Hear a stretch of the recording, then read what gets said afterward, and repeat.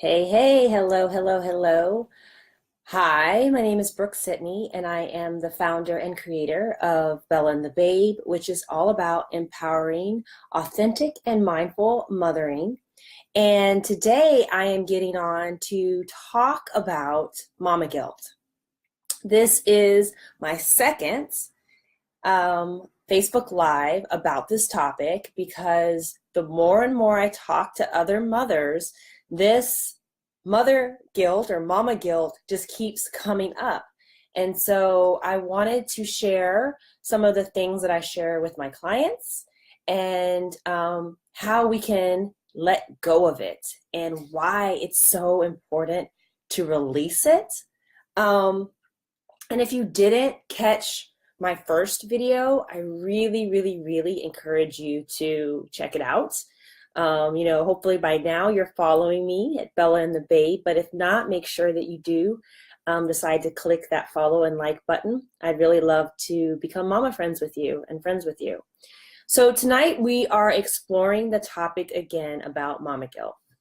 And for those of you that perhaps don't know what mama guilt is, it's simply feeling guilty for, as the word kind of hints to it, feeling guilty for taking time for ourselves as mothers, feeling like we shouldn't, in fact, take this time away from our families, from our kids, right, from our spouses, our partners, that part of, even sometimes some women and moms feel that it's just kind of part of what goes into being a mom. Like part of becoming a mother is that you are just self-sacrificing all the time and that you supplant your child's needs, your husband's needs, your partner's needs above your own. In fact, needs.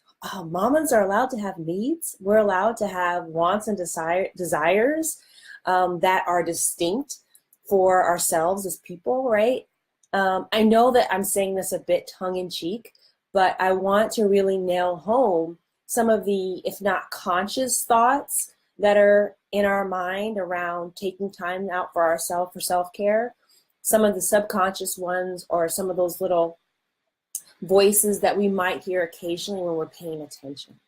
Oh, I shouldn't do that. I don't have time to do that, but we have time for other things. So last week, and I think it was last week, my last time I talked about mama guilt, the first of this installment of talks, I really talked a lot about the messages that having mama guilt and not spending time in self-care, what those messages send, not only to God, universe, whatever you want to call it, whatever terminology works for you, as well as the messages it sends to our spouse, our partner, about how to treat us, as well as our children, right? That was more or less the focal point of the first talk. Today, I really want to talk about the idea of self-honoring and the importance of honoring ourselves as mothers and ourselves as women, okay? And one of the things that I really hope to really get across is that obviously I believe in the transformative experience that is motherhood, or I wouldn't do what I do. But I want also to be very clear that motherhood and being a mother is just one vehicle in which we can see ourselves and we can experience ourselves. It's a window into ourselves. If we're paying attention, we can actually use motherhood as a spiritual journey, as a personal development journey, to heal wounds, to create new relationships to ourselves, to others. It is vast, right? And I know tonight might be a little bit deep for some of us, but I want to go there because I feel, and you can check out some of my other videos, that our self-care discussions have really bordered on materialistic, I think, in our society right now, because self-care is a term that's just being thrown around. And so I really want to invite us to have a deeper, more meaningful conversation surrounding self-care. And I think part of it hinges on this release of mama guilt. And the second part that I'm linking self-care and ultimately self-love to, and that is self-honoring. So let's look at it. I felt like this is an easy way to do it. Let's look at the term honor, right? And the easiest way to look at honoring something is to, or look at the word honor, is to actually just go to the definition. You know, what does honor mean? What does it actually mean, right? Like, how do we use that term? And the dictionary, you know what? When all else fails, the dictionary is amazing at giving us definitions for things and how we use words. So one of the ways that honor is used is it means high respect or esteem, right? And the example given in the dictionary is, his portrait hangs in a place of honor, right? It's like a place of distinction. And so how I think about this, especially as I think about honoring ourselves, taking time out for self-care, why we should release mama guilt, is because we want to hold ourselves in high esteem. We really do. We want to hold ourselves with such great respect, right? It's a privilege to be here on this planet right now. It's a privilege. I don't know about you. I feel like it's a privilege to have the gift of motherhood. It's a privilege to have the gift of my particular son, the soul entrusted with to me to help care for it, you know, especially at this period of time, right? But we have to respect ourselves. And part of that respecting ourselves is taking care of ourselves. It's holding ourselves and our feelings and our thoughts, our emotions, our wants and our needs in high regard and with a lot of esteem. And so when you think about mama guilt and you think about, oh, no, I can't do that, it's selfish. I kind of want you now to invite some new thoughts about how are you respecting and esteeming yourself and your needs, right? How are you honoring yourself? Okay, so you put a pin in that one.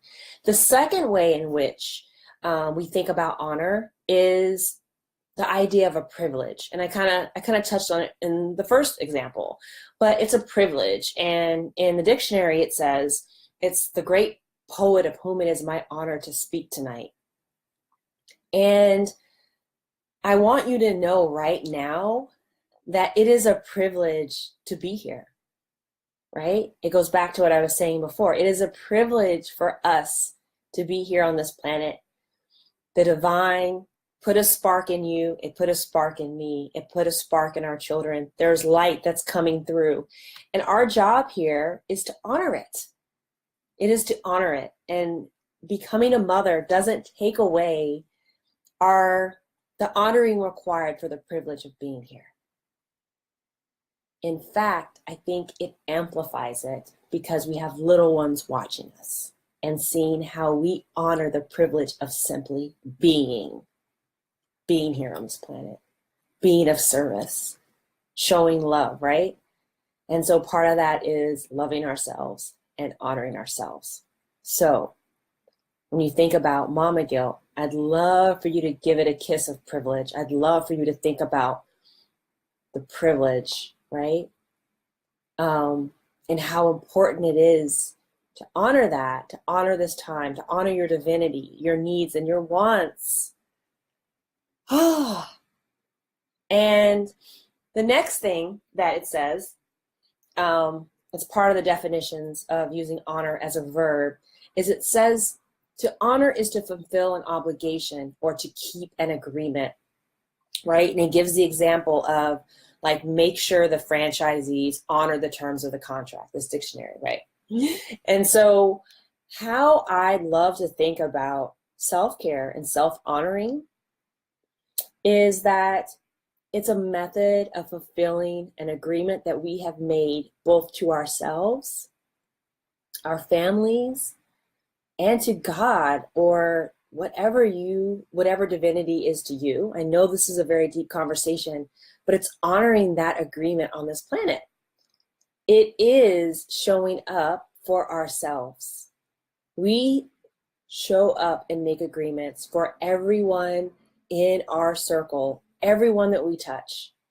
As mamas, we are great at doing that. We are great at honoring everything from, doing your share with your partner and more than your share, to showing up in the carpool lane, to bringing, whatever the school asks for from parents. You show up. You fulfill those agreements. You honor your word. And so now I'm inviting you to think about honoring your agreement to yourself, to your soul, to your spirit, to your light. Because whatever you're feeling and whatever you are seeking time to do, be it to dance, to play, to go get a cup of coffee, that type of self-care or soul care or restorative and renewal activities, you are keeping your agreement to yourself. You are showing up for yourself so that you can continue to show up fully for others. But even if you don't, right? Because we all fall short sometimes, right? Right? Like keeping it 100, keeping it real. But my point is that I want you to think about self-care and self-love as not something you are feeling guilty about doing, but something that you're holding in high respect and esteem because you're honoring yourself, because you know that the light that you have within you deserves to shine as bright as it can, and you have to respect it, right? And that you are fulfilling an obligation and you're keeping an agreement to yourself and to your soul, to your light, to your children who need to see it, to your partner, your husband who needs to see it, right? So it's all about us, and then it's not about us at all. And as mothers, I know you can feel my heart on this. I'm really hoping that these Mama Guilt talks reach you, reach your mind, right? Reach your heart, but reach your spirit. I'm really praying. I'm really meditating on ways in which the words that I speak, that you can feel my heart and know the importance of it for me and know why I care. But more importantly, that there's something that I say that comes out that I'm supposed to say, that Spirit has given me to say, however you want to look at it, that is able to hit you to know that you deserve the time and the energy and the experiences that nourish you when you need them. So that's it. That's part 2. And I would love for you to share this video out if this makes sense to you. I hope that you would share it out, that you would comment, that you would like it. If you're interested in exploring how to bring greater joy, mindfulness to your motherhood journey, I'd love for you to take me up on a discovery call, see if I can help. And then definitely, if you are looking for ways to help you implement self-care on a daily basis, you should grab my planner. My Mama Love Planner is helping busy moms, depleted moms that are really serious about taking care of themselves and deepening their relationship with themselves. So right now I have that planner on sale for a limited time using the self-care, the term self-care as a code to save 20% off.